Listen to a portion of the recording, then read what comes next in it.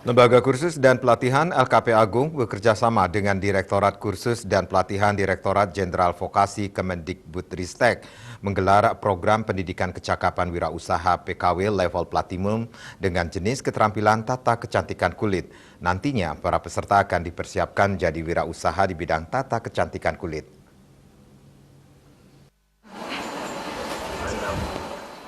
Meski di tengah pandemi COVID-19, Kemendikbudristek dan LKP Agung bekerja sama untuk mencetak wirausaha muda. Dalam hal ini pihaknya menyiapkan anak muda untuk menjadi wirausaha di bidang tata kecantikan kulit.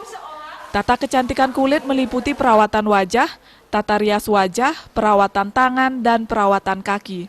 Tidak hanya tata kecantikan kulit, melihat peluang usaha di Bali yang identik dengan upacara agama, LKP Agung juga memberikan pelatihan lainnya yang merupakan program unggulan LKP Agung, yakni pelatihan tata rias pengantin. Terima kasih Kementerian Pendidikan, Kemendikbudristek, karena kami sudah dikasih kesempatan untuk melatih program PKW, program kewirausahaan bagi 25 orang anak-anak yang ada di Denpasar, Bali khususnya. Programnya adalah tata kecantikan kulit, levelnya platinum. Senang sekali. Yang kami latih adalah tata kecantikan kulit level 3. Lama pelatihannya 250 jam. Tujuannya selesai pelatihan mereka bisa berwirausaha mandiri, membuka usaha mandiri seperti salon kecantikan.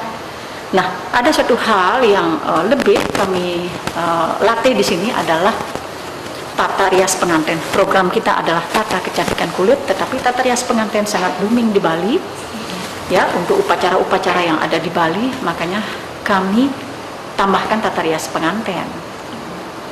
Kemudian kami bekerja sama dengan Viva Kosmetik.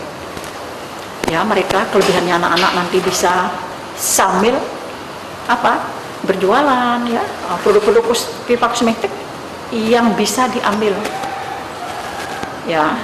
Kemudian ada keistimewaannya juga, dia bisa tidak langsung membeli, ambil dulu begitu laku baru dibayar. Itu menjadi banyak hal.